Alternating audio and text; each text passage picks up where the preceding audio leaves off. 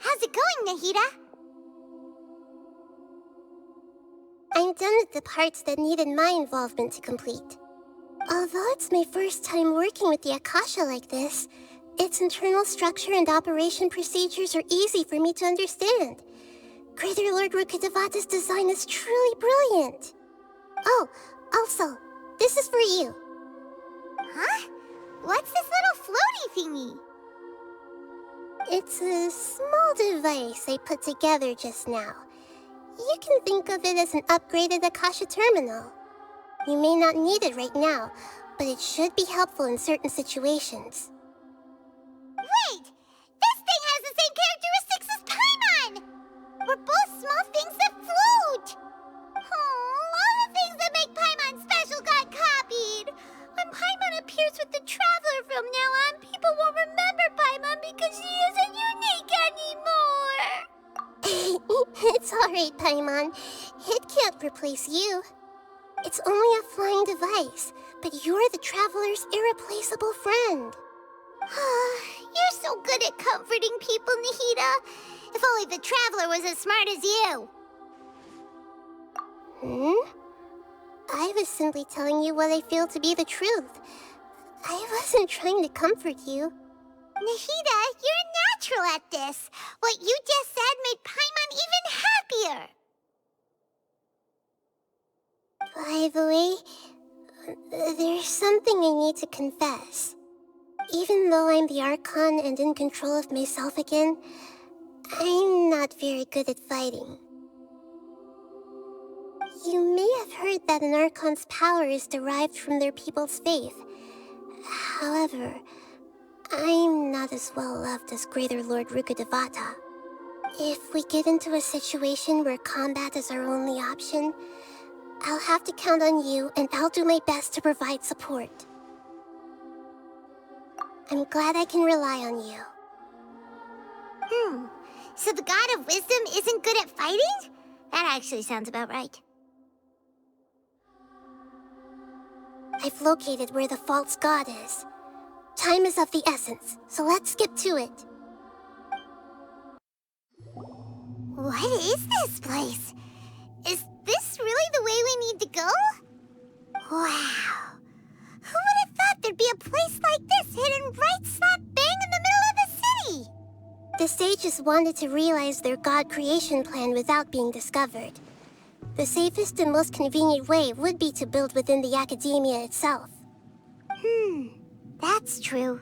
They were already hiding one god, so why not two? Judging from the structure here, the project is a huge undertaking. The sages really saw the god creation plan as their ultimate goal. But this place doesn't look like it could have been constructed by the academia alone. The Fatui under the Doctor sure didn't hold back. They provided a lot of technological support. Yeah, or else they wouldn't have been that generous. Is that it, though? I've always felt that this Doctor is different from the academia sages. He doesn't seem to share their sense of urgency. Instead of being interested in the end product, it's like he's enjoying the experimental process.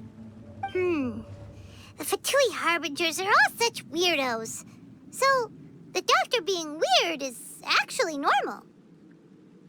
So, this Fatui that they're trying to turn into a god is called the Balladeer?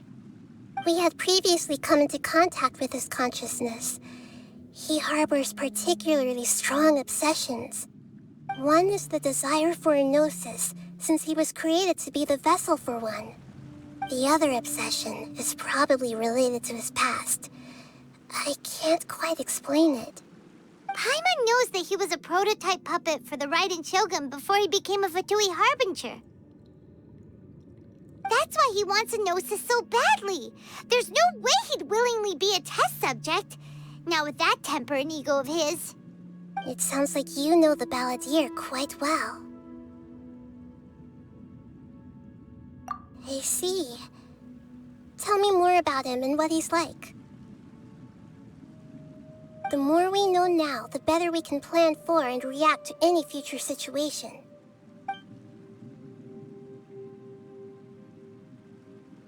Ah, I see. How fascinating. Alright, time to go. Let's get through here and meet him in person. Looking at its operational status, we must prepare for the worst. The god they wanted to create is likely close to completion or already completed. Oh no, what should we do? Paimon can't imagine how hard it would be to fight against a Fatui Harbinger with a Gnosis. Are you nervous, Paimon? If you really want to know, of course Paimon's nervous. Aren't you too, Nahida? Yes, I am. This is probably the first time I faced with a calamity of this degree since my birth. I feel not just nervous, but curious as well. Curious? Curious about what? Curious about our fate. To me, everything we perceive in this world, everything we learn, and everything that happens to us is considered knowledge. And if it's a form of knowledge, then it can be understood. However, only fate is about that which has yet to occur, so it has always drawn my curiosity. So to me, fate is the ultimate knowledge. That's also why I love observing humans and all the things that happen to them. It all brings me great satisfaction. And now, at long last, I'm not just an observer anymore. I will personally experience my own fate with you by my side. Isn't this such a wonderfully exciting thing? Ah, so that's what you mean. Paimon thinks she understands what you're feeling. Agreed. Okay, let's continue on. I can sense his aura from here.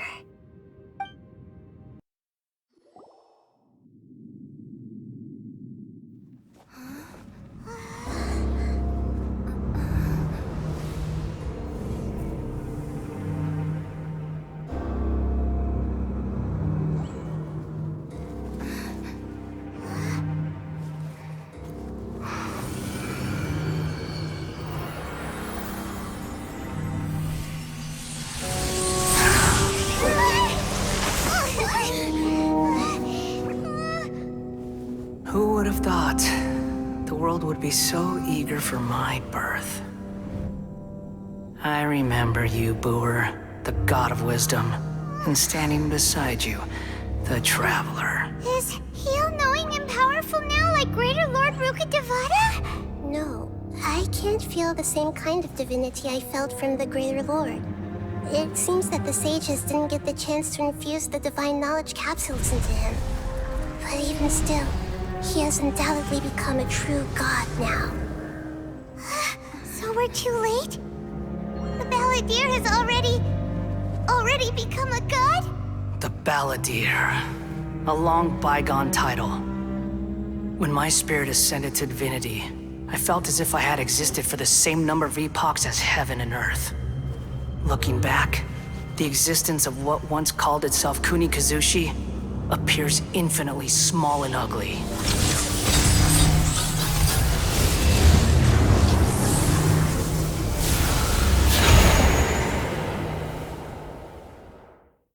This imposing aura, it really feels like a god's. A body that capitalizes on the Balladeer's original construction as a mechanical puppet, with the Gnosis serving as a constant power supply. How much effort and resources did the sages put into this? From a purely technological perspective, it's a commendable achievement indeed. It's no exaggeration to say, this is the culmination of human wisdom. You sure are something, dishing out compliments at a time like this? But I don't think he's reached the spiritual height of a god. Strife is engraved upon every god and every gnosis brought forth into this world. Can you feel it? The exhilaration of such power, and the thrill of anticipation for our contention. Nahida wouldn't feel the same things as you! Do you not realize that you are interrupting a conversation between gods? Lowly creature, know your place.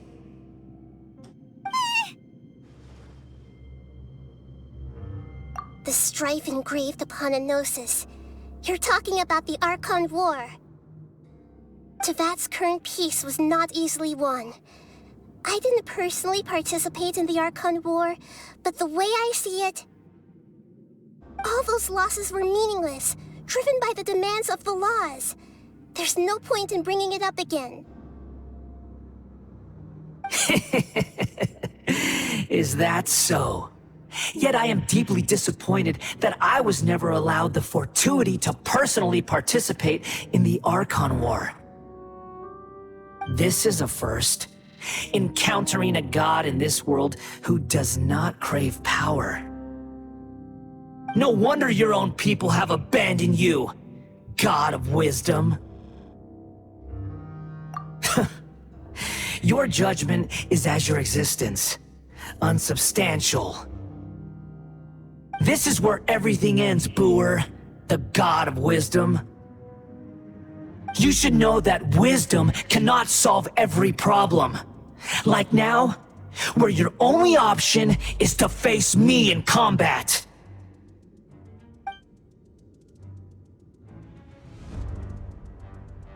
Come! Let us reenact a scene of the Archon War. Come and inaugurate my birth as a god.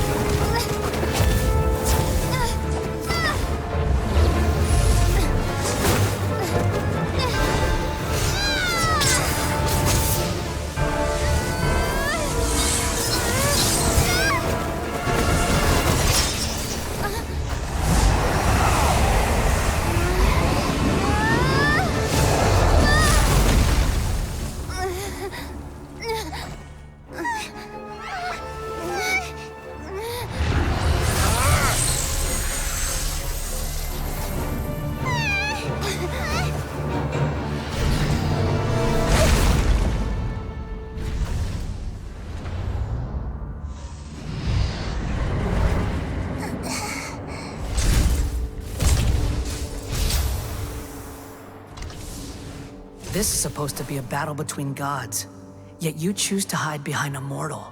And now, you're acting like you'd sacrifice yourself for a human. Are you having fun proving a false sense of heroism to yourself, Booer?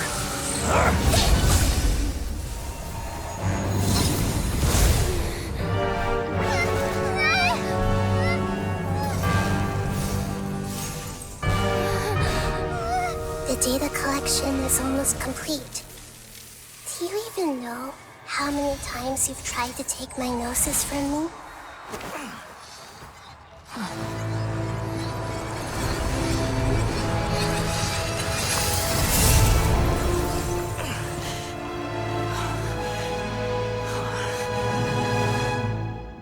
We just concluded the 168th loop. Did you know that in the effort to create you, the people of Sumeru were forced to live through the exact same number of Sub-Zerus festivals and samsara cycles? The power of dreams. When did you use it on me?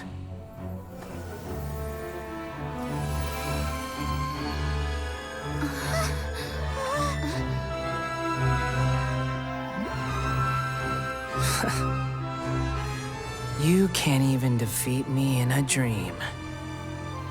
What do you hope to achieve with this little trick?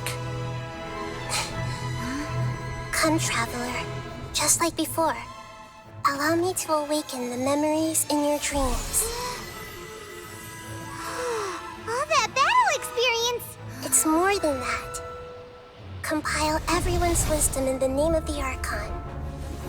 That is the original function of the Akasha. I've sent everything that happened just now to the people of Sumeru in the form of knowledge. I've asked them to help you find a way to defeat the false god.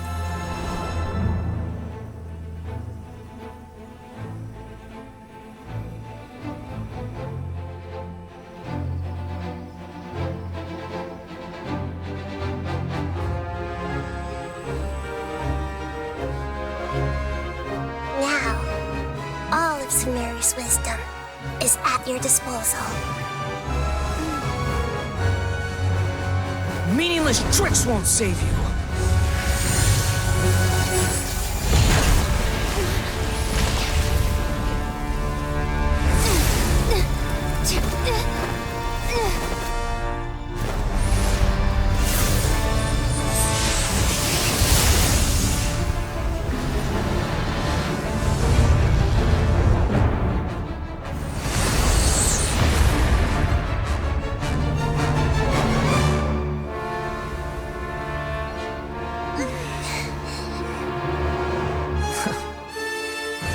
Are you done with your tricks?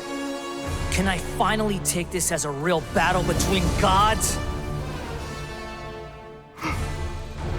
I'll leave this to you, the first sage of Booer.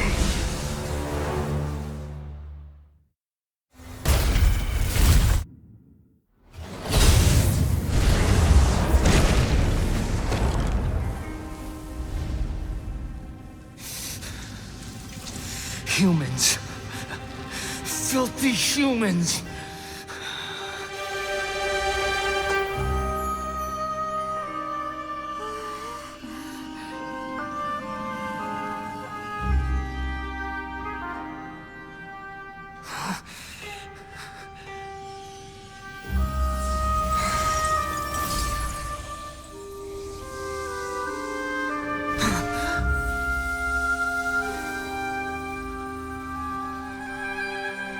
No! Wait! Please! Anything but the gnosis!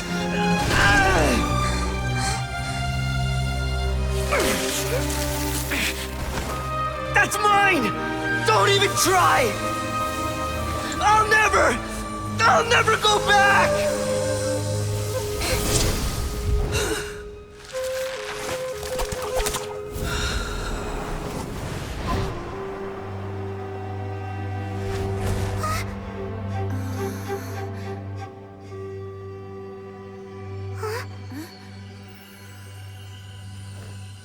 We haven't yet found the answer to the most important mystery.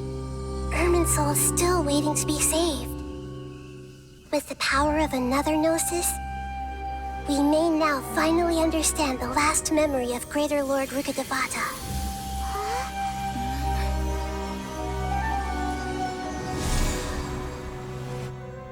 This is... That's right. This is the last memory of my predecessor.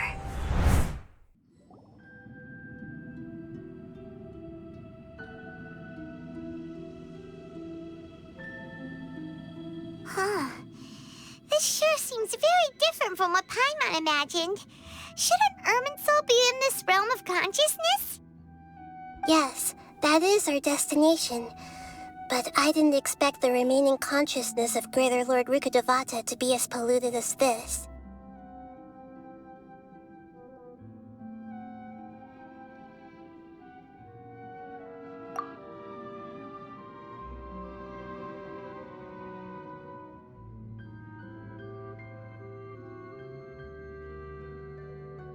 Forbidden knowledge?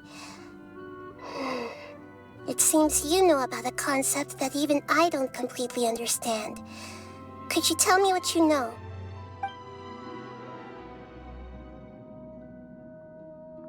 Your inference seems logical enough. Forbidden knowledge once polluted the desert thousands of years ago, but was successfully repelled thanks to King Deshret's self-sacrifice, and Greater Lord Rukkhadevata nearly exhausting her power. Then, A second instance of forbidden knowledge pollution occurred during the Conria Cataclysm 500 years ago. But I'm afraid it is much more serious this time, with Irminsul itself already in danger. So, if we're in the remaining consciousness of Greater Lord Rukkhadevata, and it's also been affected by forbidden knowledge pollution, then does that mean, in order to save us, Greater Lord Rukkhadevata? Yes. It's very possible that she sacrificed her life in the fight against forbidden knowledge.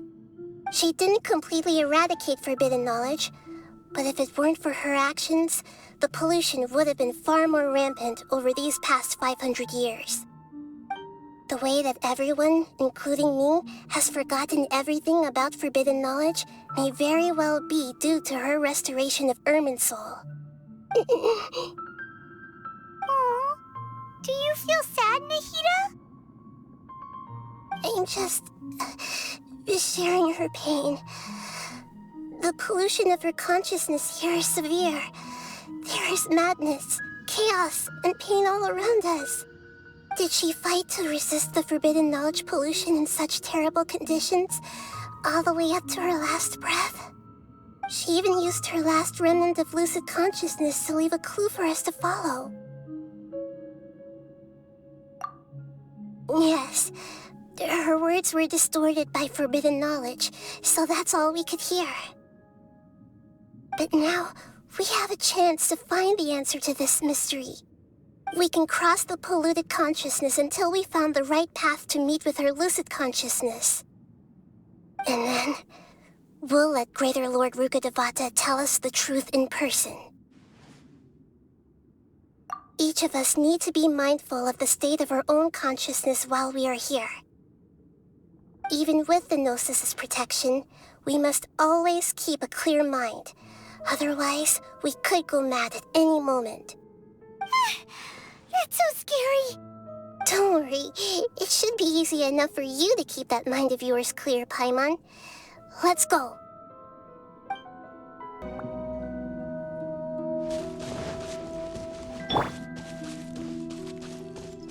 Are we in the air? And why is there a huge boat? That's the boat of consciousness, which symbolizes reason here. Its course is the direction our consciousness is traveling towards. If we lose control over our consciousness, we will fall into madness. So let's make sure the boat stays on course. We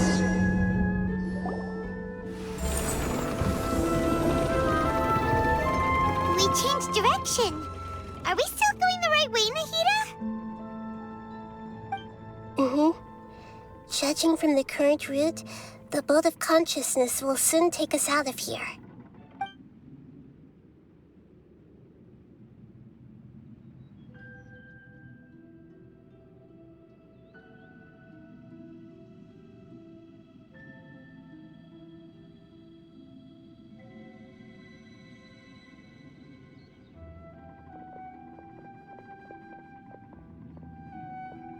We'll be arriving at our destination soon.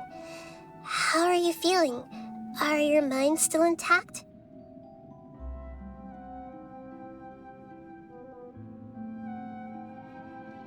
Huh? But everything's been completely normal for Paimon. Hopefully there won't be any more interruptions. This time, we should be able to meet Greater Lord Rukkhadevata. Are you saying you've never met Greater Lord Rukkhadevata before? No, it seems that my birth and her death took place at the same time. Otherwise, I think she would have given me a little more guidance, and I could have done a better job. Hey, you've done a great job, Nahida. Let's get out of this creepy place and go meet her.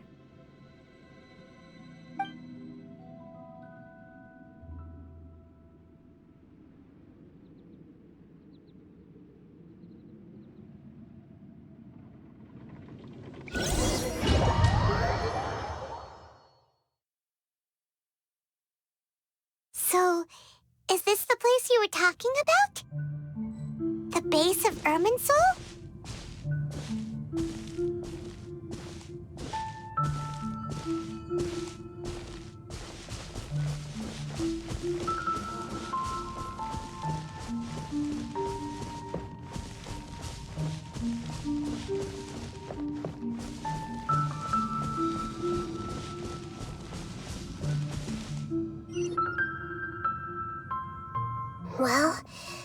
this is the place.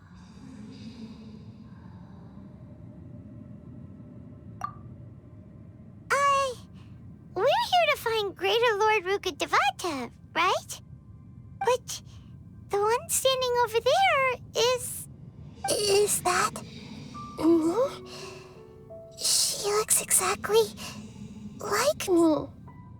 Are you Greater Lord Rukkhadevata? Yes, that's me. Are you surprised by my appearance?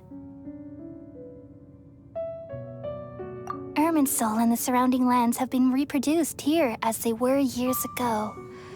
But this is just a realm of consciousness. We are manifestations of the same nature. Hence why we would appear exactly the same. We're of the same nature. Why? Because you are me, and I am you. You are me in the new samsara. The new samsara? As Greater Lord Rukkhadevata, I'm the avatar of Irminsul. And you are the purest branch snapped from Irminsul. Imagine it this way. Even if a tree dies, its branches will eventually take root and grow, continuing the tree's life in another form. I'm merely the remaining consciousness of Greater Lord Rukkhadevata. The real me has presumably died a long time ago.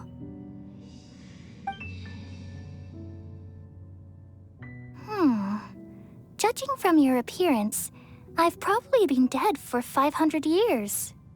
But you're finally here. My new self in the samsara.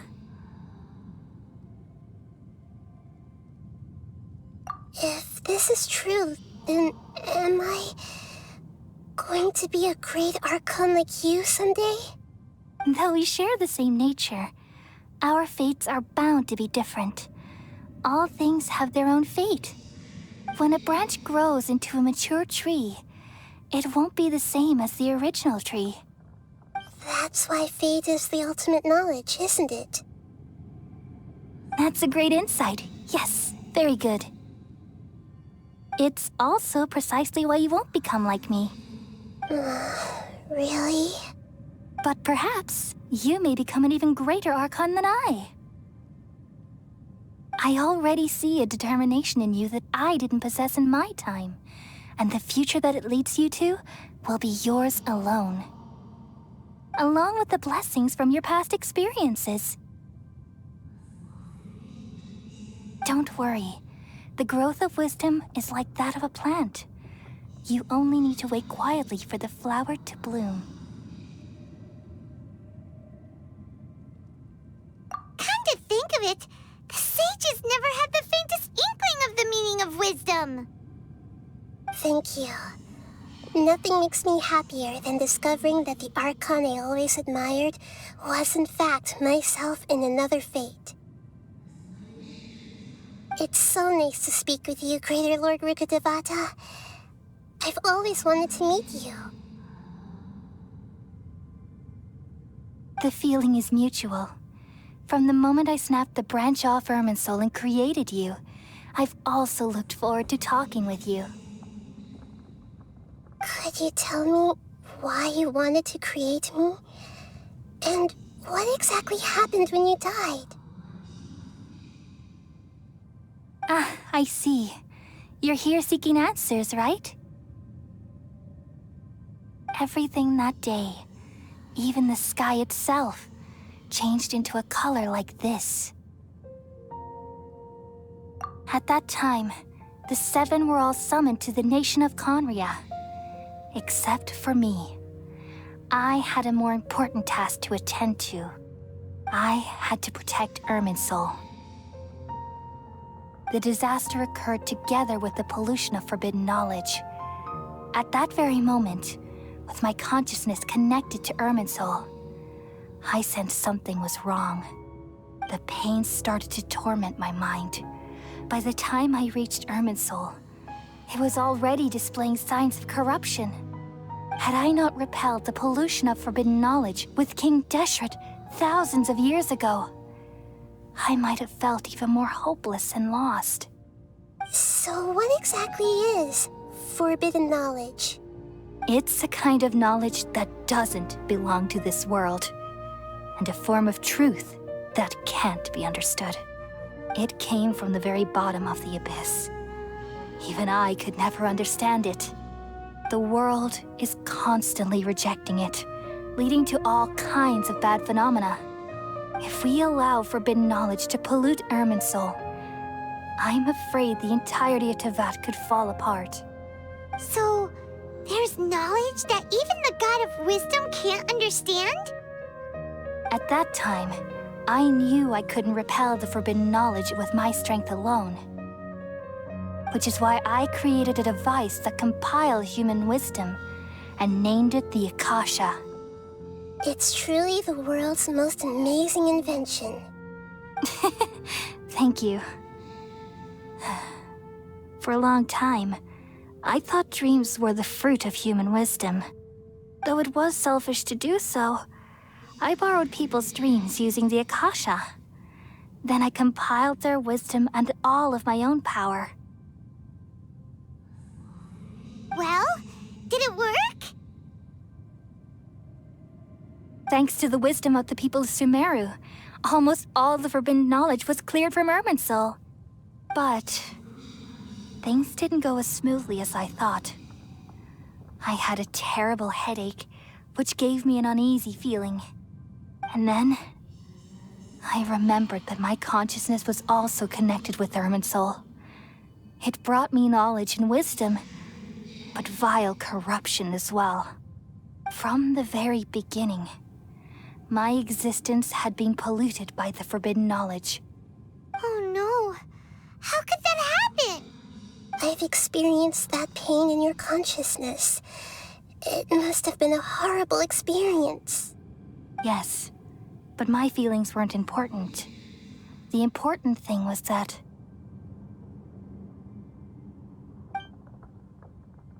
even if I died, my existence and everything related to me would continue to exist in Irminsul as memories and knowledge, meaning that the forbidden knowledge couldn't ever be permanently eradicated.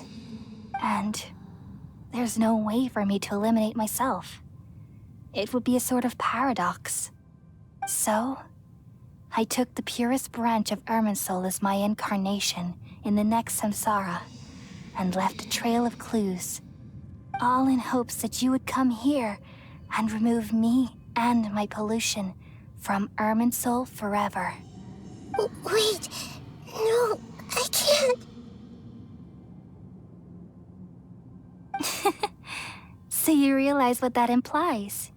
You are very smart indeed. Irminsul has all the knowledge and memories of this world. And as you've realized just now, removing me from Irminsul means I essentially will never have existed in this world. But this is the only way to save Irminsul. People love you so much, and they've missed you so much over the past 500 years. I am exactly the same. So how can we just forget you like this?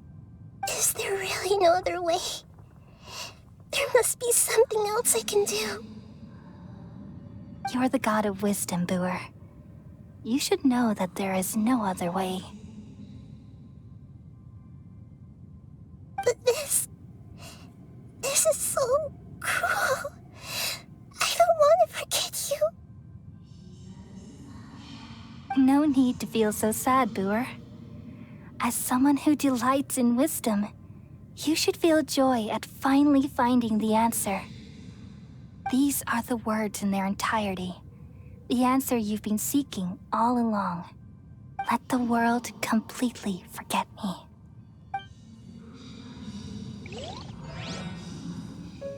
We all nestle under the great tree of wisdom, peering out to perceive the world. From the earth and from the rain, we perceive its wonders until we become a white bird to perch atop a branch and finally snap off the most important leaf. Once upon a time, I alone dreamed in this world, In my dreams, everybody would also dream after they fell asleep. Wild and wonderful thoughts would emerge from their minds. Some tumbled to the ground, and others floated to the sky, connecting all things in the world into one dazzling net. Among a plethora of worlds were numerous smaller worlds, all of fate, finding within the tapestry their brilliant glow. I gradually understood that these indescribable and constantly changing things are the most profound things in the world. Only they can completely repel the madness. Only dreams can awaken consciousness from the deepest darkness.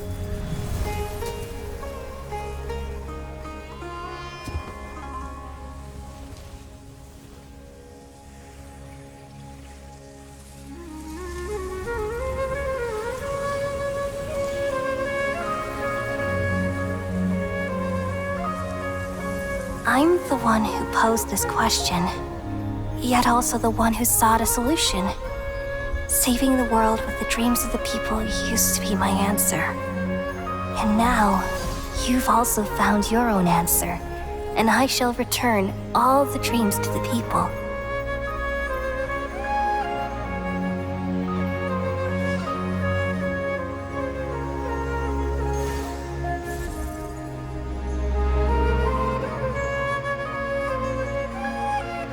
Goodbye, people of Sumeru.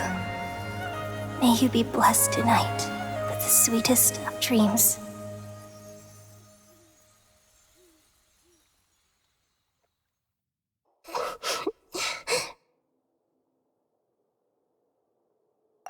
I'm alright. I'm just a little confused. We've just saved the world, right? So why am I crying? I don't know where this feeling inside of me is coming from, but I feel very sad. Just now, we used the power of two gnosis to successfully connect with the Ermin soul consciousness from 500 years ago. Then, we removed the remaining pollution from Ermin soul. Yeah, what's wrong? Weren't you there just now?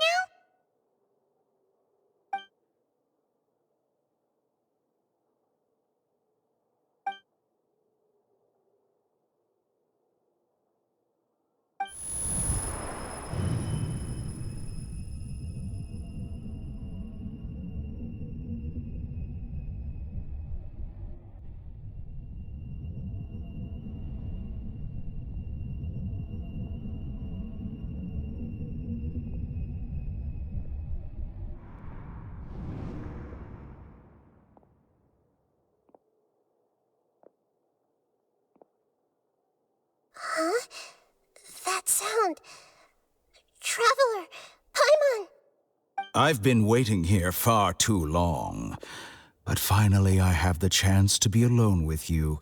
All the precious time I wasted has finally paid off. The doctor! What have you done?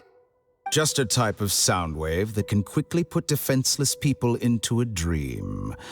As I expected, it doesn't have any effect on gods.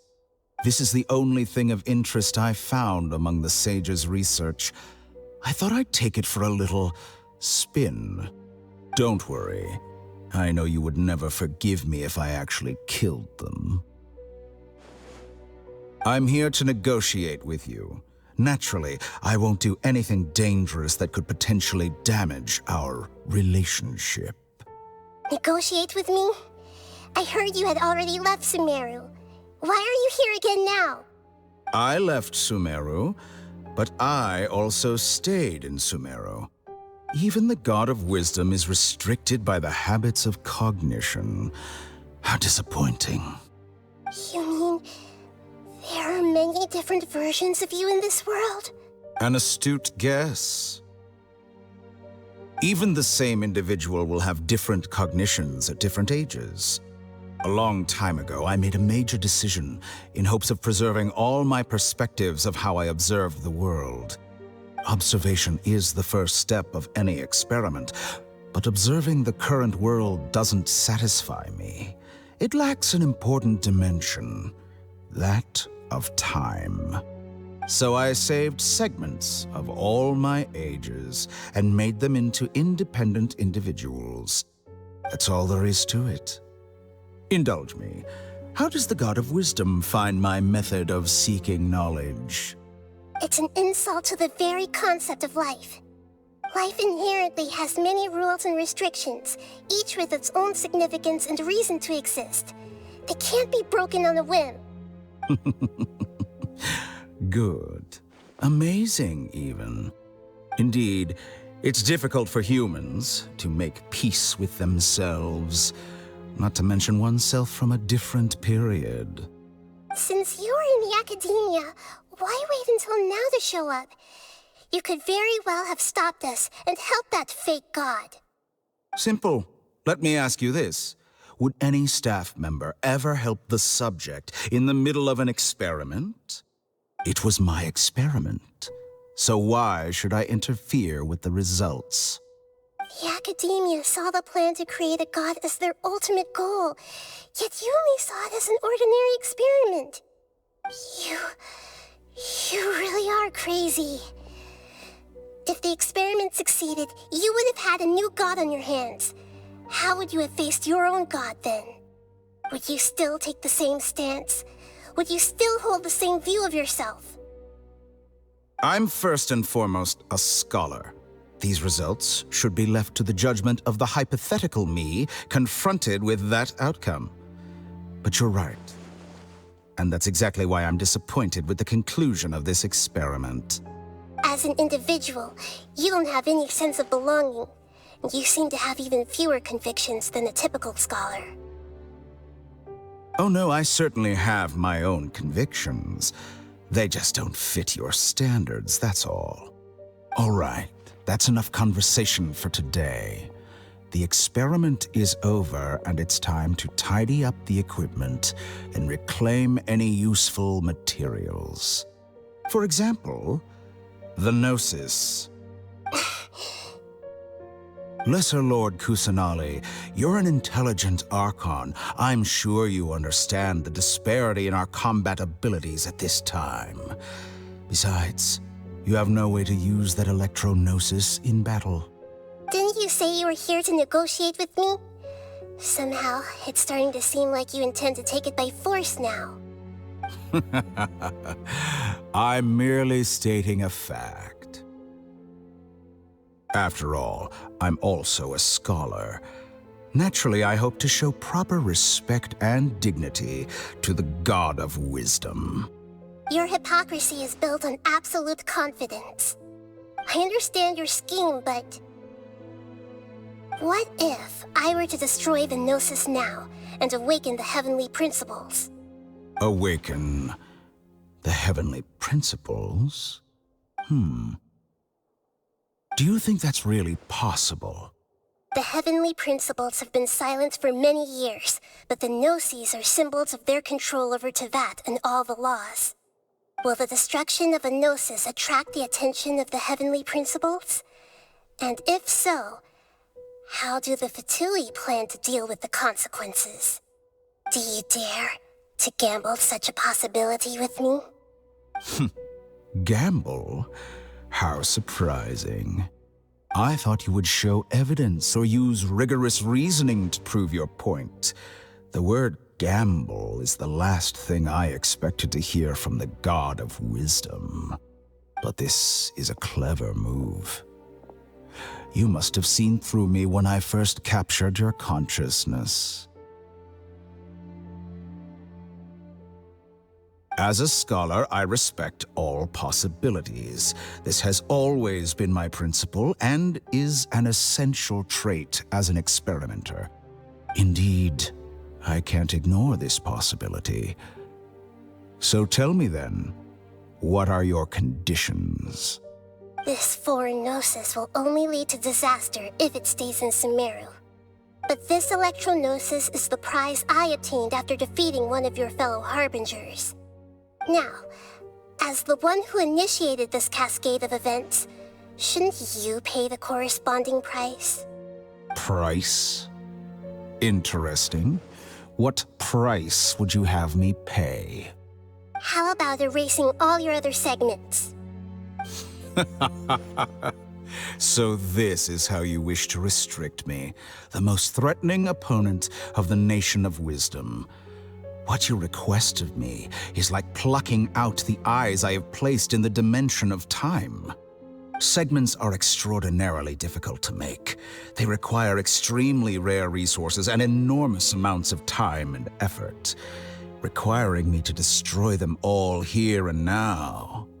Bravo. A suitably wise decision on your part. Yes, how very interesting. Can I assume that you have long been wary of me? Among all the versions of me, this segment you see now is the most selfish. If it weren't me, your idea wouldn't have worked. What did you see when you were imprisoned? You were observing me, and that's how you know I've long grown tired of their doubts and endless arguments. Like you said, it's difficult to make peace with yourself. Being as smart as you are, have you managed to do that? I see. If you think all those versions of me are worth a gnosis, then deal. You sure didn't hesitate much. Is the relationship between all the versions of you really that bad? I don't think there's any need to dwell on that. The surplus versions of me can be exchanged for a gnosis. Do you think anyone can offer themselves at a higher price? Besides, with my abilities, it's only a matter of time until I find better perspectives. Perhaps it's best to say, you're just temporarily ahead. But what I'd like to know is, how can you be sure that I've really erased them? I can see your remaining honesty.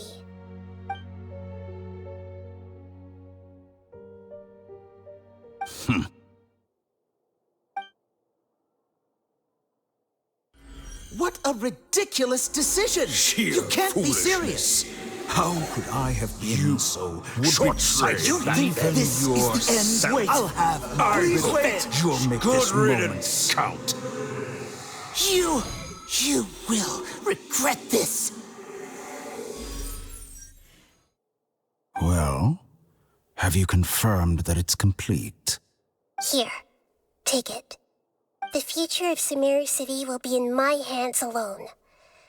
I will shut down the Akasha and let curiosity and the thirst for knowledge drive the realm of academics once again. There won't be any further gaps for you to exploit. It truly pains me that my academic achievements have never been appreciated in my homeland. Of course, I have no interest in being rejected by this city for a third time. Another chess piece. And where is your dendronosis? Don't be greedy, Harbinger of Snezhnaya. No, this is a different transaction. If you intend to turn off the Akasha anyway, then there's no further use for the Gnosis of Sumeru, is there? Besides, isn't it the Archon's duty to deliver what's desired of the Seeker? Oh, judging from your expression, you don't seem to find the idea very agreeable. Then let's think of it this way. Since you're the god of wisdom, how about I exchange some knowledge with you? People exchanging knowledge with the God of Wisdom is the stuff of legends. Yet here you wish to exchange knowledge for the God of Wisdom's property. Arrogant as that is, it has piqued my interest. Let me ask you, have you in all your mighty knowledge ever heard the rumor that the skies of Tevat are fake? Huh? That's the secret hidden by Irminsul concerning the truth of this world.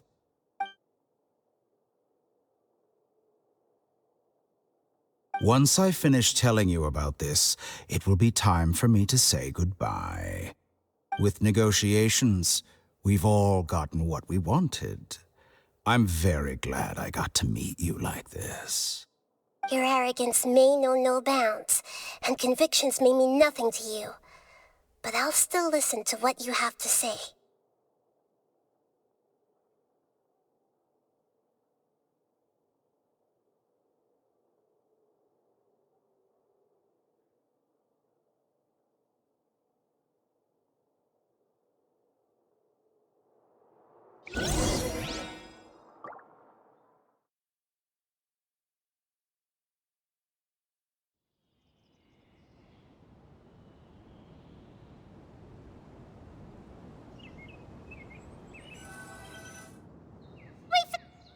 Together! Okay, wake her up.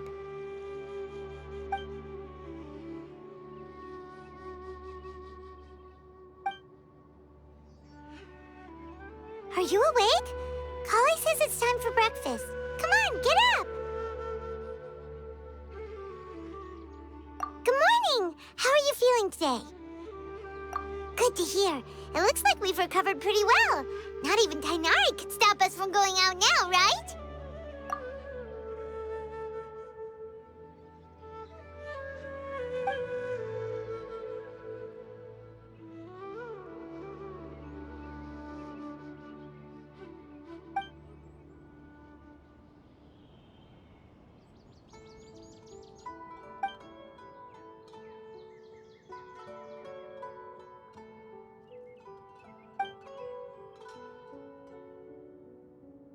Traveler, let's go. Good morning. Looks like you're awake. Yep.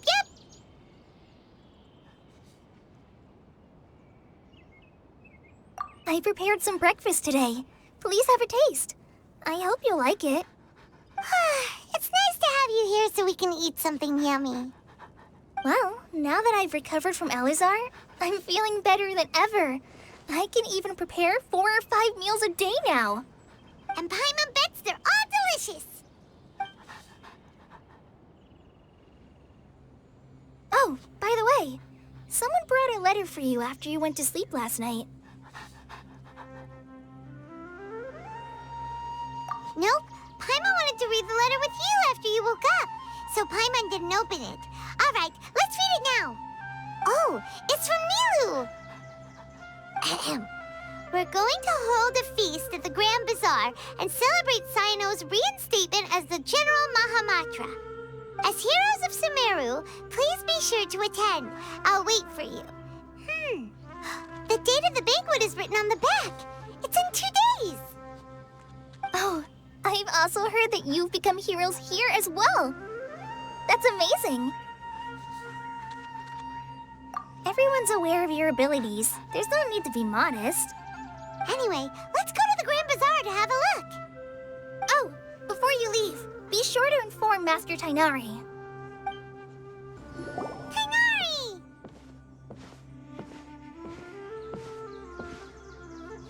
Good morning. How do you feel today?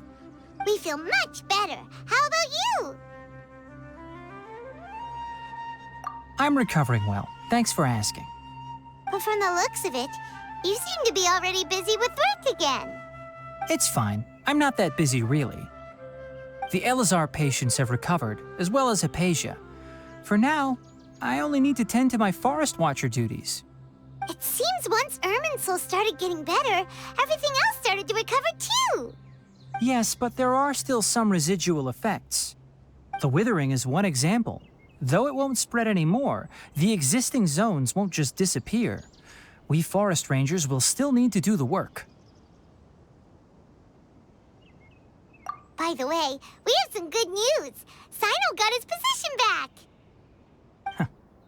This news is hardly new. He had already mentioned it to me before.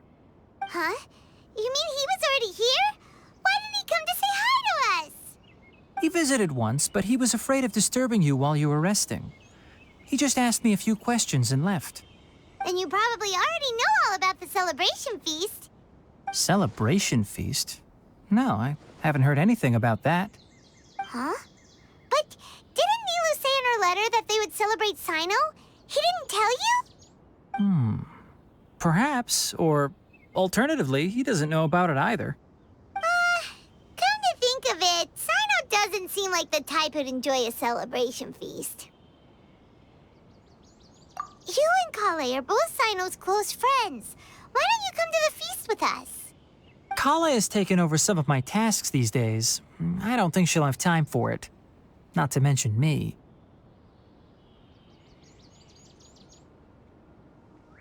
You see, some VIPs have come to the forest recently. Huh? VIPs? Very important Paimons? Well, technically speaking, they are former VIPs. The sages involved in recent incidents have begun their training in the Avidya forest, and the people they had previously imprisoned have all been released. Huh? Yes, he's a little weak, but he isn't injured and his condition is stable. Lesser Lord Kusanali, in her boundless mercy, has decided to spare Azar and the other wrongdoers.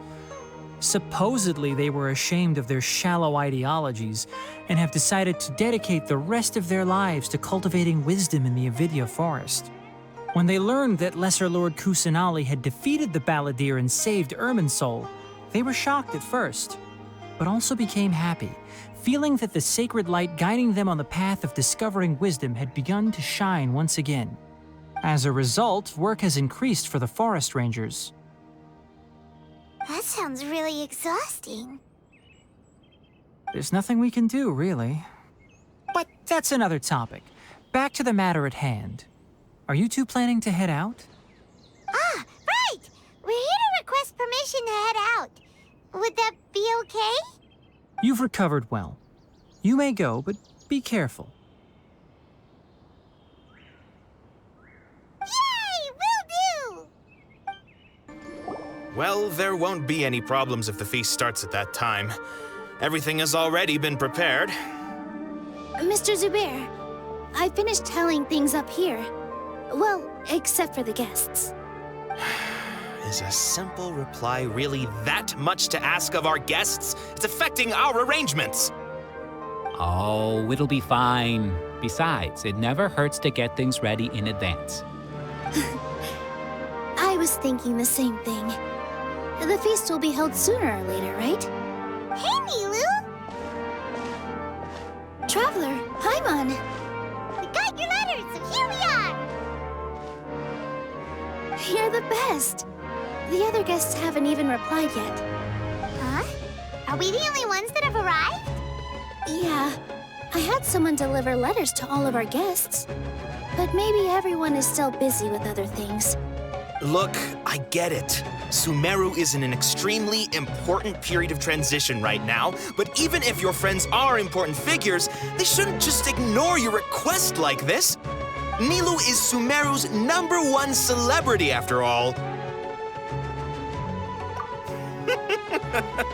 You have no idea how happy I am to talk to people with good taste. If you consider enjoying Nilu's dances having good taste, then almost everybody has good taste. Because Paimon thinks everybody will love her performance. That's right. We all think she's amazing too. Nilu is an absolute favorite among those of us who frequent the Grand Bazaar. For Outlanders, you have a great eye. Master Zubair, let's have a vote for the most outstanding audience members next time. I think these two may win. Nonsense. It is not for us to determine the value of an audience. But indeed, we could try giving gifts to people with particularly good taste. I heard there's a device in Fontaine called a camera that can record people's appearances as pictures. Such pictures would make superb gifts. Ooh, good idea. I wonder where we can find one. I don't want you giving pictures of me to everyone. I'm satisfied just being able to perform here. There's always a lot going on at the Grand Bazaar. Yeah, and that's why I love it here. Traveler and Paimon, could you help confirm if the letters were actually delivered? If for some reason they didn't receive the letters, then please tell everyone that there will be a feast here. Yeah, we can also check out how everything in Sumeru is going When I wrote the letters, I heard that Dia was in Port Ormos, and Alhaitham was at the Academia. As for Sino, we've only heard that he appears at the Academia from time to time. I'm not too sure about Rahman's whereabouts. My guess is that he's with Dia. As for Dunyarzad, I just hope she's feeling better. I sent her a letter, but I was afraid of disturbing her. If you have time, please ask about her for me. Okay, got it. Let's go, Traveler.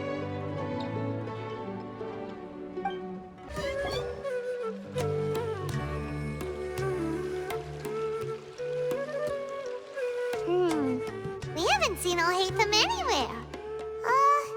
Let's ask that person over there.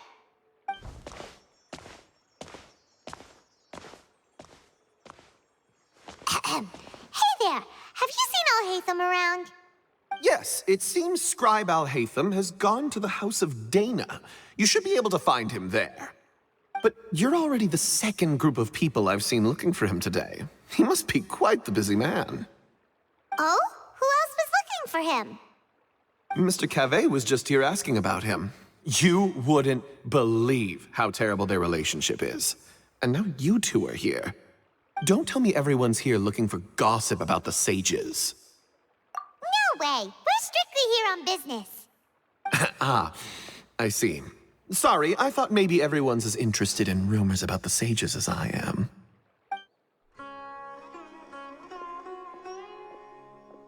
Alhaitham should be around here somewhere, right? Oh, he's over there! But it looks like he might not have time for us. Just put down that worthless book and tell me what happened in the Academia. This is not just some worthless book. Do you have any idea how difficult it is to find a physical book like this in Sumeru?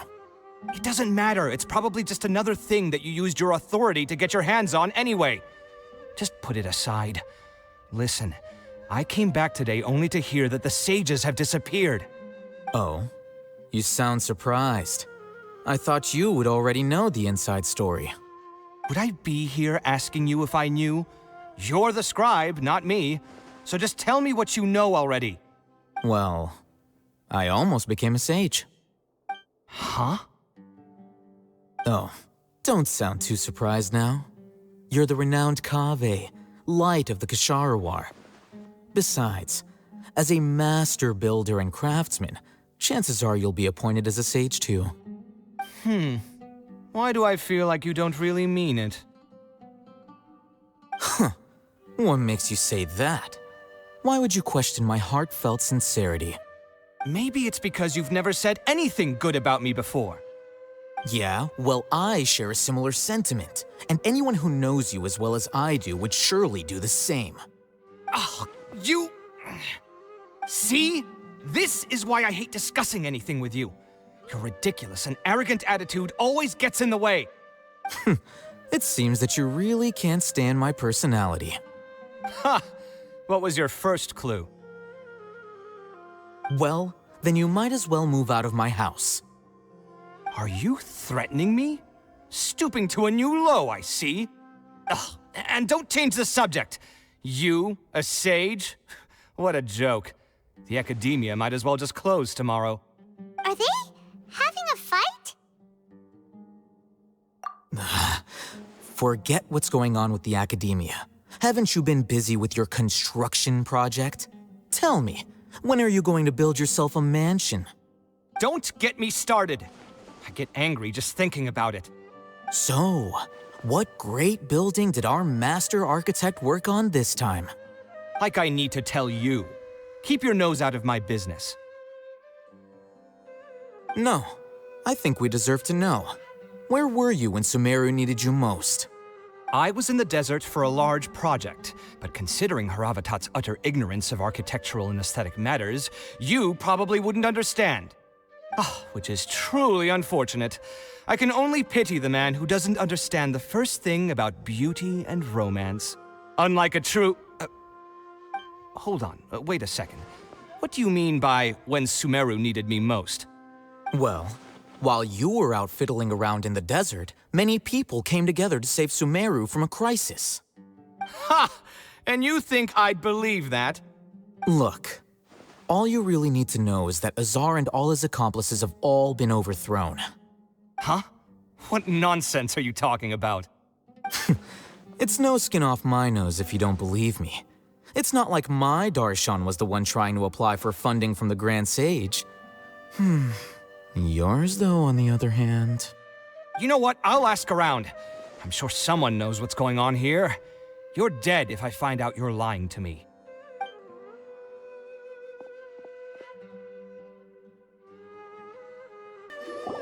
Hey, Alhaitham! Oh, it's you two. What's the matter? We're running some errands for Nilu. Have you received her letter? Letter? Nilu said she sent out a letter inviting everyone to a celebration feast in 2 days at the Grand Bazaar. We'll also be celebrating Zaino's reinstatement as General Mahamatra.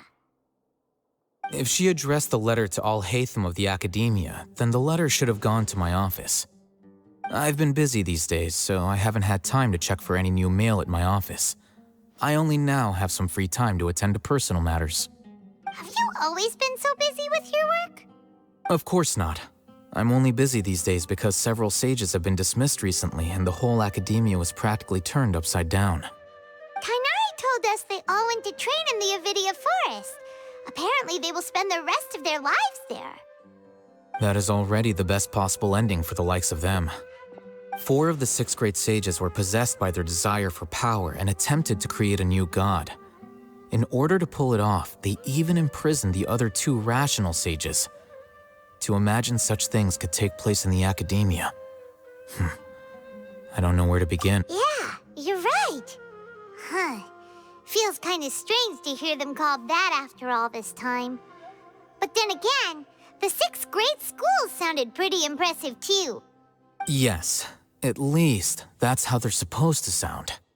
It's said that when the Academia was first founded, the Dendro Archon herself established the 6 great schools, each representing one of the 6 different types of wisdom. Numerous Darshans have sprung up and faded. Only the 6 Darshans attaching themselves to the 6 great schools have stood the test of time and obtained permanent seats in the Academia. Now, the 6 Darshans are nearly synonymous with the 6 great schools, and the leaders selected for the schools are the 6 great sages. Among the 6 great sages, there is one central leader, the Grand Sage. Unfortunately, only the sages from Vahumana and Amorta remain now. They were imprisoned for opposing Azar and were only rescued after Azar's downfall. So who's managing things in the other 4 schools now?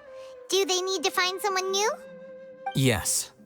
Normally, new sages are selected based on a strict set of criteria. Oh, didn't you just say something about becoming a sage? If they pick you, then we'd have a huge connection in Sumeru. Yes, about that. You didn't let me finish my sentence. The person in charge of personnel affairs nominated me to be the Grand Sage in place of Azar and help Lesser Lord Kusanali manage the Academia. But I refused. Huh? But why? Can't you be a little more ambitious? I'm not even interested in being one of the 6 great sages. Like I said before, I don't like being a leader. Oh, all right. So are you busy these days trying to find others to take the job? That's not my job either. I'm only responsible for handling important affairs within the Academia before the new sages take office. And the first thing I'll do is reject Kasharawar's application for funding. By the way, who was that other person just now? Is he your friend? Do we look like friends? Paimon doesn't know. That's why Paimon's asking. His name is Kaveh, my roommate. You could say he's the representative for Ksharawar scholars. Which is exactly why he always has so many problems. So everything that's happened recently must be a huge change for the people of Sumeru. Such is the work of the Academia Scribe. Well, anyway, no matter how busy you are. Since you are our planner, remember to attend the celebration feast in 2 days. All right. I'll see you there.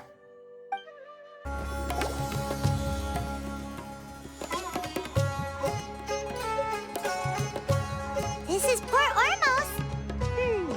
Now where could Is that Paimon I hear?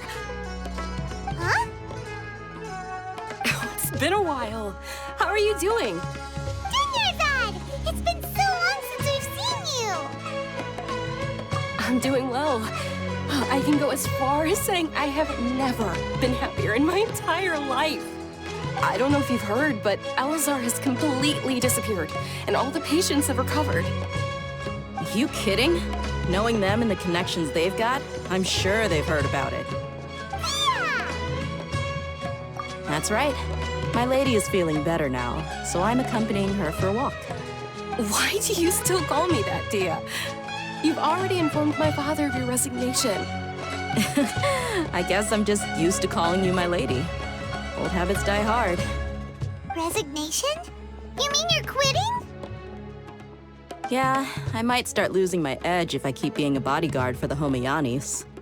You know that my parents and I are fond of you, and that we appreciate you very much. It wouldn't be a problem if you wish to continue to be our bodyguard. I'm not a woman that's easily persuaded. You should know that by now, my lady. When I took this job, I had already decided that I'd quit as soon as you'd recovered. It's time for me to get back out there and chase that horizon. So what are you gonna do now if you're not gonna be a bodyguard anymore? I want to take a risky job and put my body to the test again. Huh? But we literally just finished one of the most dangerous jobs ever.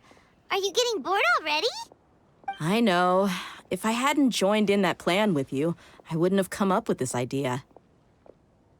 I guess I still get fired up by that feeling of going all out in a fight. It made me realize that I'm still a mercenary through and through. Life is short, and I'm happy that I got to be a part of that operation. But the whole thing also made me realize that there are still many problems in Sumeru. And as a desert dweller, I'm still not completely ready to settle down on this side of the wall. Well, I remember a friend had someone bring you a message. You mean I'll hate them? I didn't expect him to still remember that. I thought he was joking. We just came from talking with Alhaitham at the Academia. Did he tell you that he suggested that I come work at the Academia? What?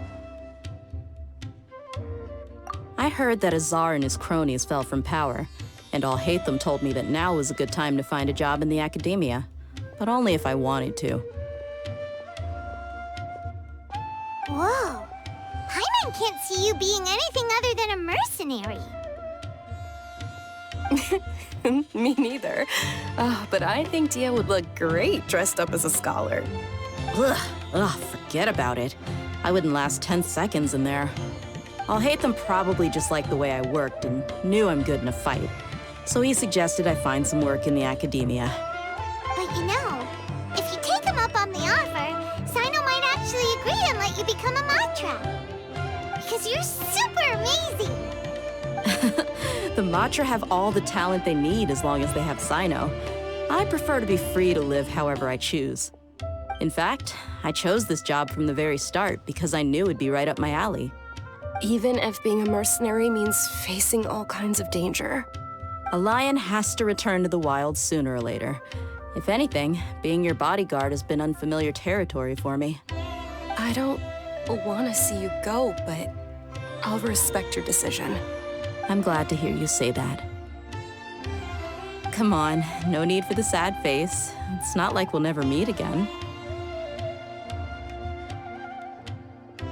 Once the whole Dendro Archon thing is settled, everything in Sumeru will take a turn for the better. That makes me happy too. But a peaceful society will probably mean less demand for mercenaries like me. Before long, we'll be a dying breed. So I'd better get to work while I still can. Huh? But wait a second. You make it sound like you're leaving now. Well, no, not yet at least. I promised my lady I'd stick around until next week. So, have you been in Port Ormos this entire time? We We were wondering if you had received a letter from Nilu. Oh, did Nilu write to us? She heard that you were seen in Port Ormos, so she sent the letter here. Huh. It was probably sent to the inn that we're staying at. My lady has been very energetic lately and keeps taking me on hikes, staying out even into the night. By the time we get back, the receptionist is usually off napping on the job. Right, and we tend to leave quite early in the morning, so the old man on duty is also usually dozing off. So what it really sounds like is that the person on duty is always asleep. I bet the letter's at the reception desk. I'll go check later. No wonder there wasn't a reply. You never received the letter. Good thing Nilu asked us to come and check on that. Sorry to make you two come all the way out here. It must be something important for Nilu to specifically write to us like that. Yes, she said they were preparing a victory feast in the Grand Bazaar, and will also be celebrating Sino's reinstatement as General Mahamatra. She was hoping you could come. Great! I'll be sure to attend. Count me in too. But is there some sort of dress code or anything for the feast? Can I just show up looking like this? Since it's being organized by Nilu, I don't think she'll be too picky about that. If anything, I think she wants to see us as our most natural selves. All right, then this is how I'll show up. The feast will be held in 2 days, so don't forget. Sure. Thank you so much for letting us know. We'll see you there. Oh, by the way, do you happen to know where Sino and Raman are? The General Mahamatra always comes and goes without a trace. Normally no one knows his whereabouts. Oh. But last time we met, he mentioned that he had something to do in Aru village. You can try your luck there. As for Raman, your guess is as good as mine. I only remember he said that he had something to discuss with Sino. You can ask Sino when you meet him. Don't mention it. You better get going. All right, on to our next stop. It's been a while since we last visited Aru village. Ah, there's Sino.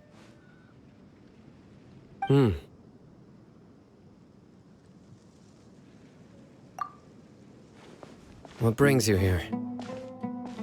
We recovered well, and Tanari agreed to let us leave, so now we're out and about again. It seems Gandharvaville's medical treatment is still as good as ever. And Tanari is recovering well, too. That's good to hear. Yeah, you're the one who brought us to him when we lost consciousness, right? Thanks for that. You're welcome. Tainari has excellent medical skills, and Kale is quite attentive. It was the best place for you.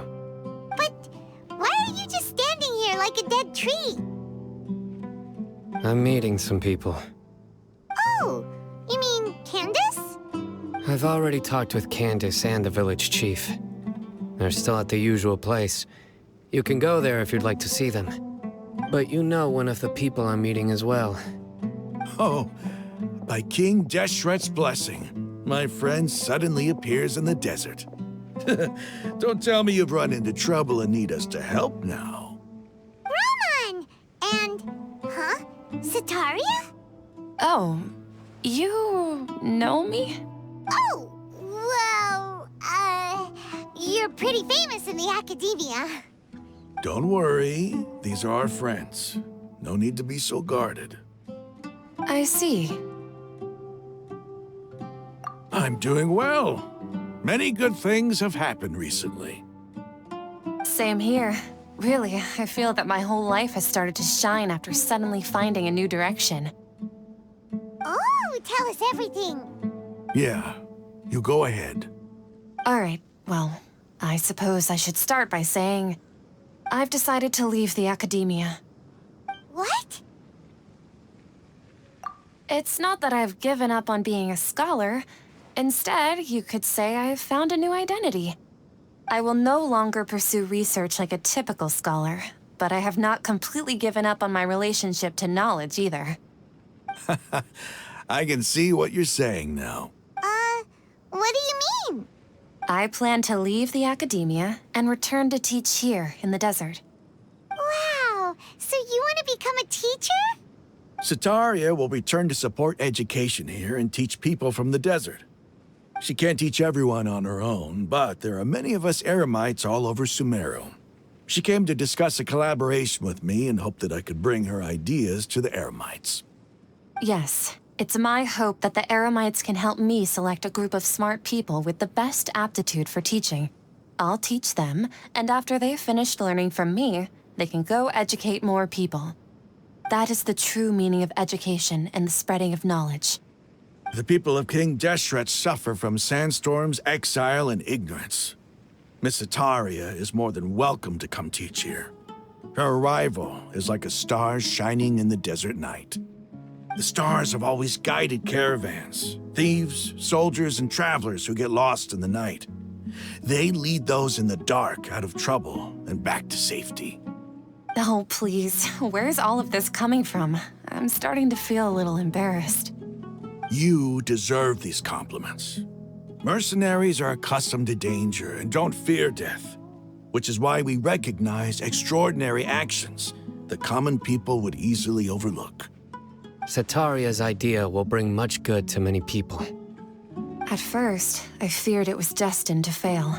Everyone knows that the Academia doesn't allow scholars to teach in the desert without permission. As you know, all knowledge is under their surveillance and control, and very few desert dwellers are as lucky as me. But what I heard at that time has been haunting my heart, as if there were lightning bolts constantly bombarding my soul. Sataria, you tread a treacherous path, and the longer you ignore it, the tighter the Academia's grasp on you will become. Sataria, why haven't you gone home? Never forget that the desert that belongs to you lies elsewhere. Miss. These words sparked something in me, and I knew that I had to bring something back to my people after going home. I gathered up the courage to approach the Grand Sage, only to find that he was no longer at the Academia. Lord Sino told me that Azar didn't belong there anymore. Azar has received much-needed punishment. Though, if you ask me, it may have been too light. Lord Sino helped me obtain permission to leave the Academia for the desert, and accompanied me here to discuss collaboration with members of the Eremites. My plan was able to go smoothly thanks to him and Rahman. You're all doing so much for the desert. Aside from that, I also have some other business to discuss with Sino. Lesser Lord Kusanali has allocated many resources to support and develop the desert. I've done some business for her, and part of it required the assistance of the Eremites. I applied for a few batches of educational materials from the Academia, and sent them to several groups in the desert, as instructed by Lesser Lord Kusanali. I believe the people will make good use of them. That's exactly what the people here need. Physical books and other related items. If it weren't for Sino and Lesser Lord Kusanali, I'm afraid we'd never be able to get our hands on them. Apart from this, the Academia is also recruiting scholars that are willing to teach in the desert. I'll let you and Sataria know as soon as I have any more news. We must be persistent about this, and maintain these resources to ensure long-term effectiveness. This is the first time in hundreds of years we've had a glimmer of hope.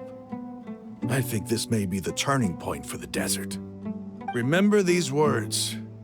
Here lies our faithful priest, Kasala. His wisdom is a miracle among the people, deserving of high praise and admiration. I hope people with wisdom like that priest will rise again among the desert dwellers. Then we'll once again see the wisdom and glory that once shook the world. Enough about us. Are you here to discuss some business too? No, not at all. We're actually here on behalf of Nilu. Nilu wanted to write to everyone, but she wasn't sure where the letters should be sent, so she asked us to come find everyone personally. A celebration feast will be held in 2 days at the Grand Bazaar. She hopes that all of you will be able to attend. At the feast, we'll also be celebrating Sino's reinstatement as General Mahamatra. Although, judging from your appearance, it seems you've already been reinstated. Paimon thought you would only start working for the Academia after the feast. Celebration? Feast? It's the first I've heard of it. Dainari was right. He really didn't know. This feast is for you, Sino. Sounds to me like you'll have to be there. It's rare to see that kind of expression from Lord Sino. You must not like feasts very much. No, not really. But I'll go. Well, I still have a lot to handle here. Besides, I need to look after Miss Sataria in the desert, so I'll have to pass. I'm afraid I won't be able to join you. Although, if you'd be so kind, please give a message to Miss Nilu for me. The message is, I'm sorry for how I treated you before, but now I understand the beauty of your dance. It's like a light shining in the sky. You and the art you symbolize are not only beautiful, but also lively and powerful, so much so that it was prohibited. Please keep dancing, and someday, I'll be able to appreciate your art in person. Okay, we've got all that down. Our job here is complete as well. Oh, Sino, remember, party's in 2 days. Make sure you're there. Got it. Everybody's already here. Looks like we're the last ones to arrive. I'm here. Ah, there you are. Well, look who finally decided to show up. You look like you came here immediately after finishing up some work. I'm very happy to see you here. But we're not late, are we? It's just that everyone else arrived ahead of time. I propose that the last one who arrived be put in charge of today's speeches. Nah, there won't be any speeches today. Oh, really? Well, even better. Come join us over here. Let's share some great food and drinks, and chat about all sorts of fun things. Everything looks quite good. Wow, Paimon can't wait! Traveler, just look at all the delicious food here.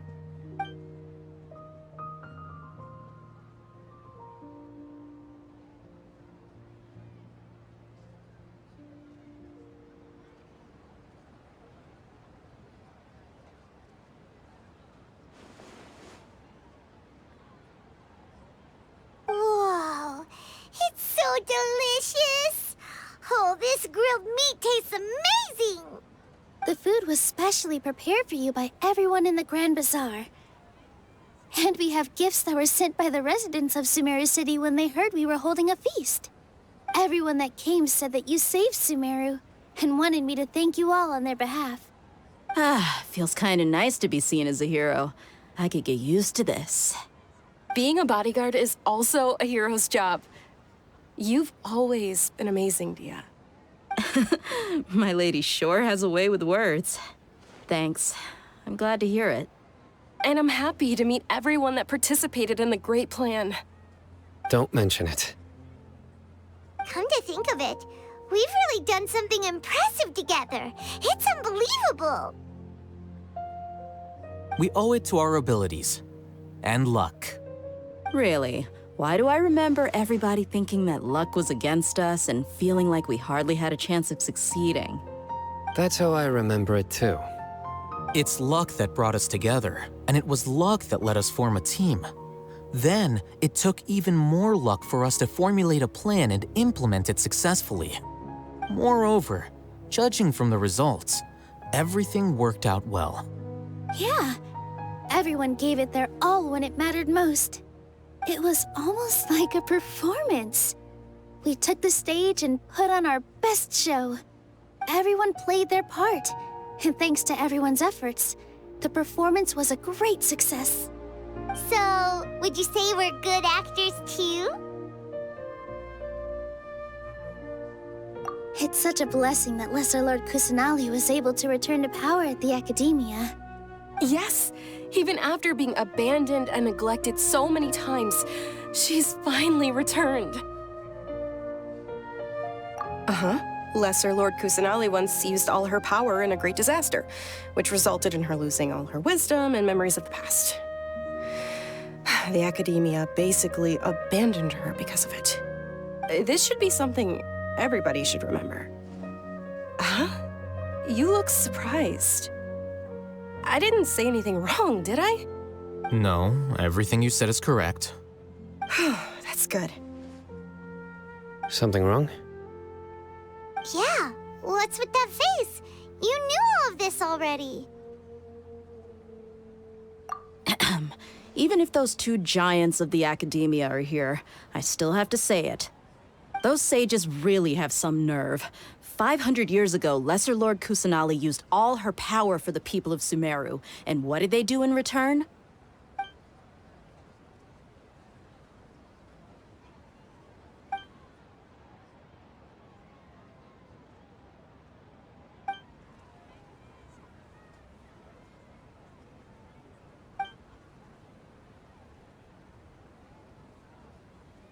If you bite the hand that feeds you, don't act surprised when it turns into a knuckle sandwich, right, Sino?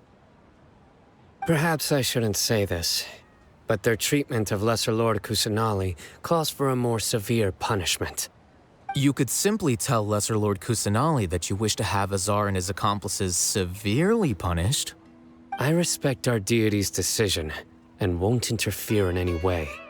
While we're on this topic, why didn't you accept the Academia's invitation to become the Grand Sage? Are you trying to say that I'm fit to be a sage? Not at all. But every person handling the selection process has said that you are the most suitable candidate to lead the Academia right now. Why? Because he dethroned Azar from power? Could you try to put it another way?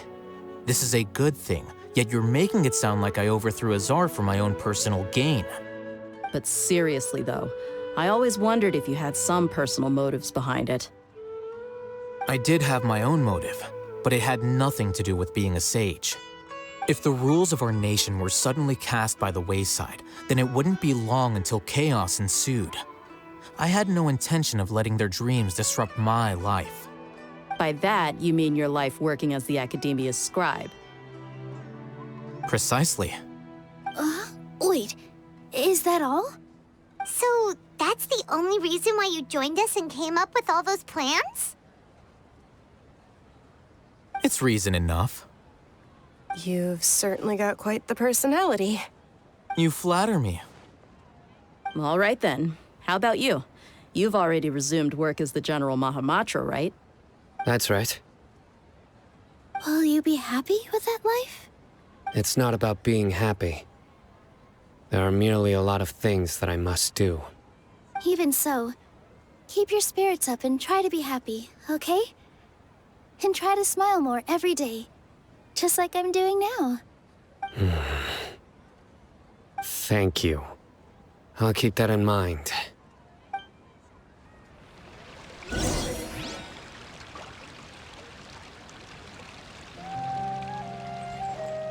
Ah, there you are, Travel. Well, how is it? Are you enjoying the feast today? If there's anything you're unhappy with, just let me know. I'll be sure to take note of it. That's good. It's the first time I've ever invited so many exceptional people to one place. I was a little nervous myself. You see, every guest here is quite extraordinary. It's unbelievable that we've got everyone together here. Almost like a fairy tale. Make sure you live it up tonight. I'll be happy as long as you're enjoying yourselves. I'm honored to have her think of me this way.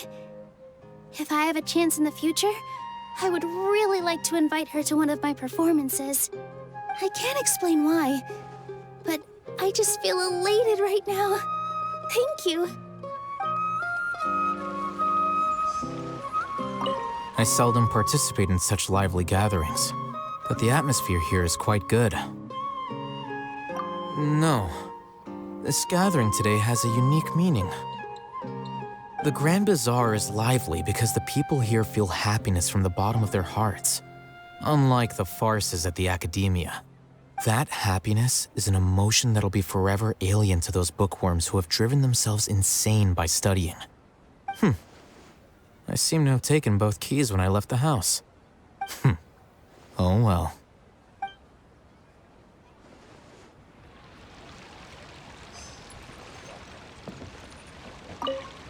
My lady, the grilled meat over there is delicious. Have you tried it?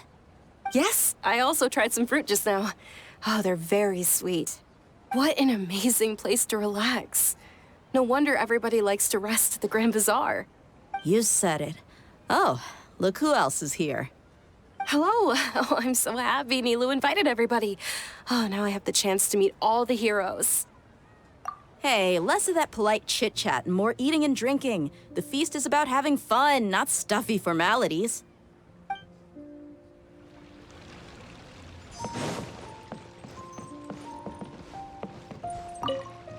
The atmosphere here is good. And everything is delicious. Yeah. I don't often come to such places. But it feels quite good. I have a lot to handle these days. Otherwise, I could show you around. There's always next time. We're friends after all. This feast is pretty good. I like it.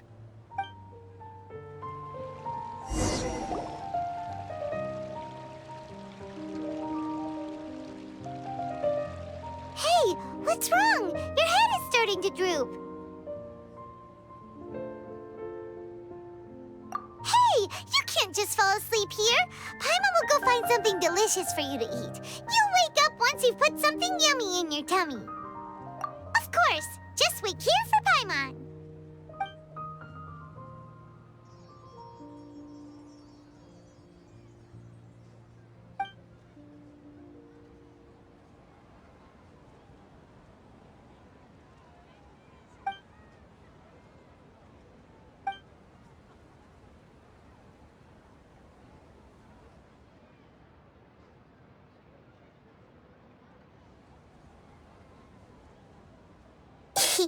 It's me.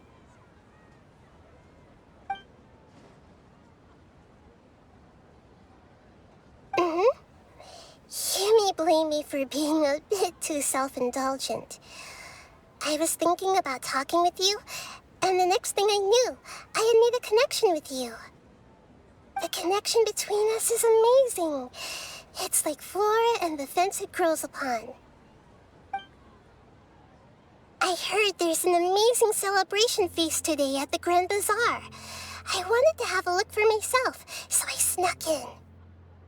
Lately, I've been so busy dealing with all the fallout from recent events, so I really haven't had any free time. Although you've already helped me with a lot, there's still one more thing I hope you can help me with. Please say thank you to everyone for me.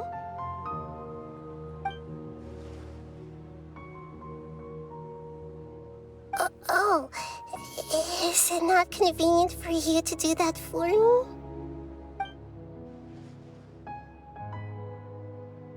But if I just show up all of a sudden, people will become all quiet and stiff, won't they? What if I end up scaring them and ruining this wonderful feast? That'd be the last thing I want.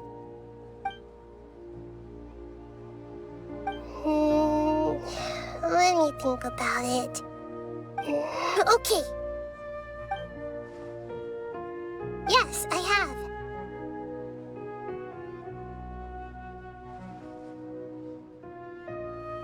You said I should go thank everyone as myself, right?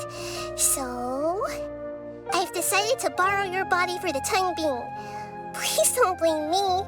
The flora also climbs up to the fence to get closer to the sky.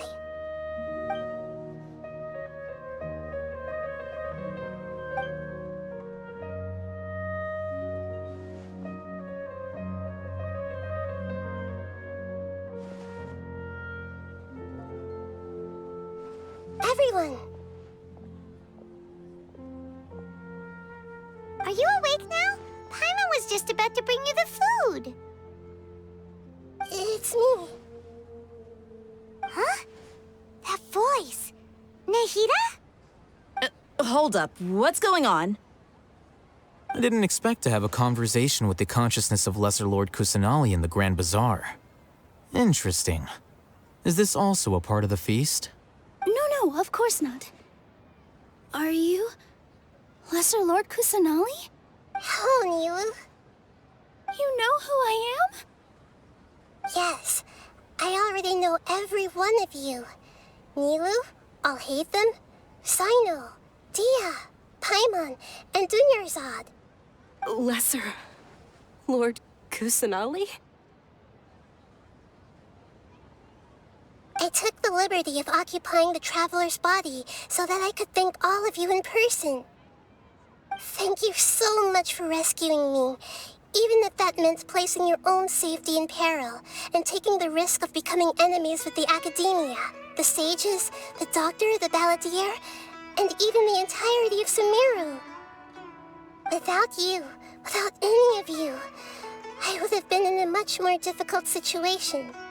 Had you not helped me to resolve the crisis, not only I, but Sumeru and even the entirety of Tevat would have suffered great misfortune.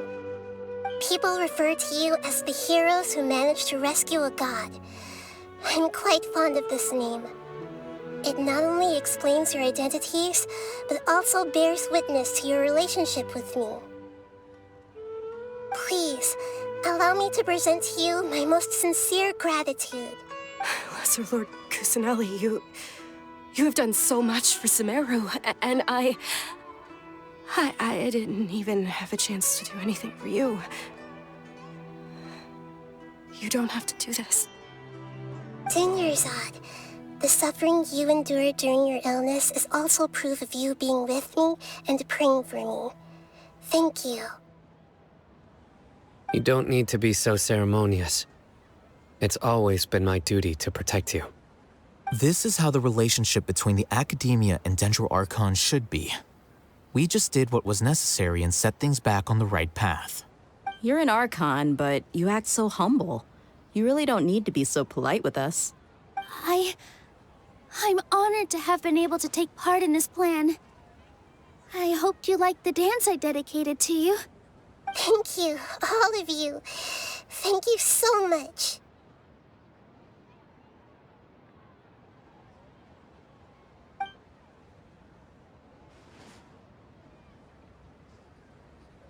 Yeah.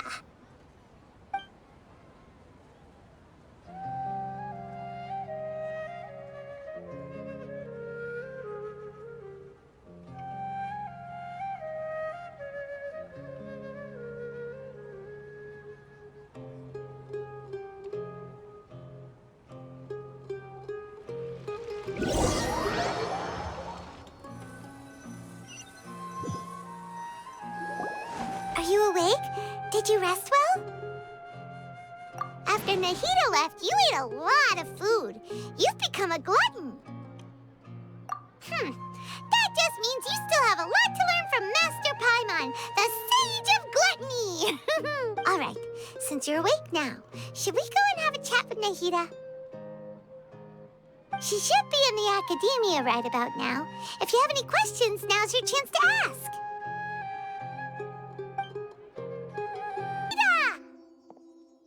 Hello, Traveler and Paimon. What a fantastic night. I'm still immersed in all the happiness and joy, like a candle floating on water. So are we, and that's why we're here to talk with you. Is there anything you want to know?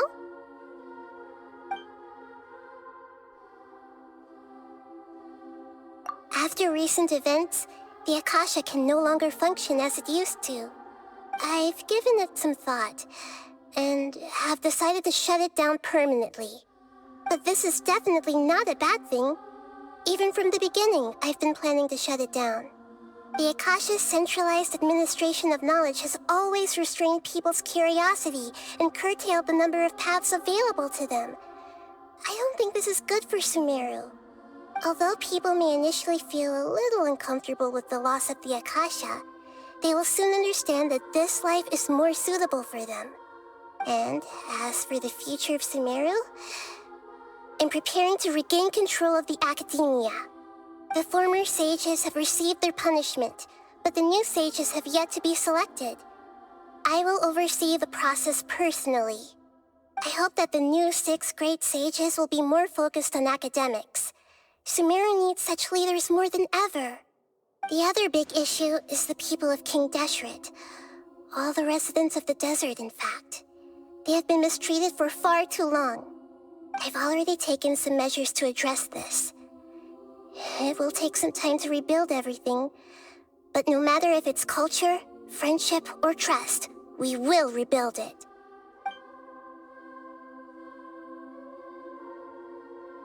You mean, what happened after the doctor put you to sleep?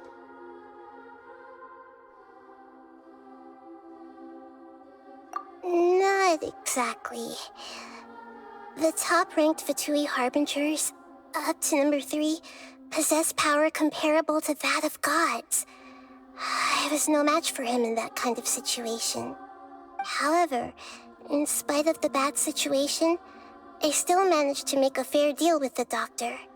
I'm sure you remember the entity that changed your fate, the Heavenly Principles. In fact, the Heavenly Principles has been quiet since the Conria disaster 500 years ago. I used this point as leverage against the doctor. I told him that the Heavenly Principles may be awakened if I destroy the Gnosis. Although it was just a bluff, he still fell for it. I assumed that the Heavenly Principles wouldn't just stand by and let such extensive damage to its laws take place.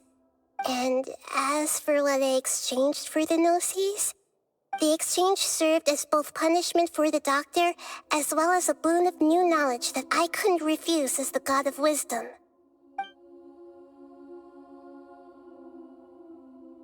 He's still in a coma. I've hidden him like how one would hide a feather. I know you have many misgivings about him, but as someone who had become a god, he has retained a number of very useful features. Don't worry, I'll keep an eye on him and make sure he doesn't do any evil. In addition, there are still some mysteries left in him. Some things may be very clear from my perspective, but he is still yet to understand them himself. His future will be determined by fate. Is that where you're headed next? Fontaine, the Nation of Justice? As far as I know, that nation operates in a judicial system. Does their Archon personally judge people? No, there's a Chief Justice in Fontaine. Generally speaking, the Hydra Archon, Focalor, won't preside over individual trials. However, even then, Focalor will still make herself present at just about every trial. It seems that she just likes to immerse herself in that sort of atmosphere. As Archon, she still reserves the right to influence the final verdict. Anyway, let's just say she's got, a very unique personality.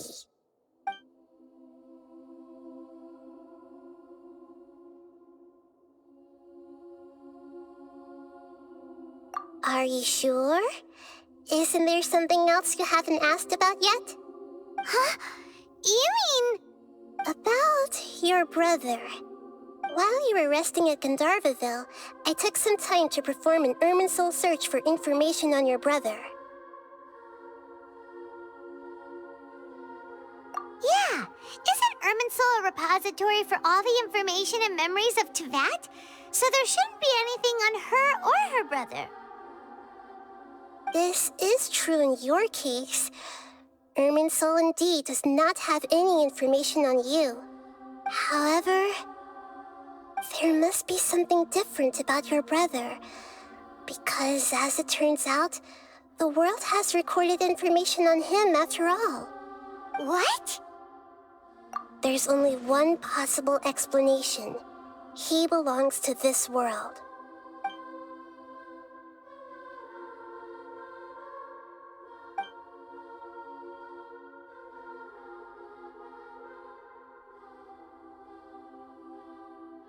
But nothing about this makes any sense! Wasn't this your first trip to Teyvat? According to the records I was able to access, your sibling suddenly appeared in Conria. After the Conria disaster, he began his journey through the 7 nations of Teyvat. But just as his journey was about to reach its conclusion, the Irminsul records on him suddenly become fuzzy. What do you mean, fuzzy? Did something happen to him? All I know for sure is that somebody, for reasons only they can know, is deliberately obfuscating his fate. And whoever it is, if they can do that, who knows what else they're capable of. But even that wouldn't explain how he somehow comes from this world. Something else I noticed was that according to these records, the Fatui have not classified your sibling as one of the Descenders. What's a Descender? Paimon's never heard of it. Look, I'm sure you must be curious about the information I received from the Fatui in return for my gnosis, right? A very important part of the intel was about this world's Descenders. External beings, ones that don't belong to this world. Traveler, you are Tevat's 4th Descender. Huh? So the Fatui count 3 other Descenders before the Traveler, and her brother isn't even one of them? That's right. My current hypothesis is that the first Descender was likely what we now call the Heavenly Principles. As for the other Descenders, I still need to verify their existence. It could take me some time. Paimon's head's about to burst from all this crazy new information. And yet, even knowing all this, I'm sure you must still have a lot of unanswered questions. I must say, I truly regret that I can't help you more as the God of Wisdom. There are many questions in my heart as well. I will need some time to go through each one of them. And soon, you'll also begin your journey anew and depart from Sumeru. I'm very interested in your future. It's a journey that can't be observed or recorded by this world. If fate is the ultimate knowledge, then your future will be the ultimate fate. Paimon's sure glad we got to meet you, Nahida. The pleasure is all mine. I can't thank you enough. Alright, that's enough talk for today. If you ever miss me, just close your eyes, and maybe I'll appear in your dreams.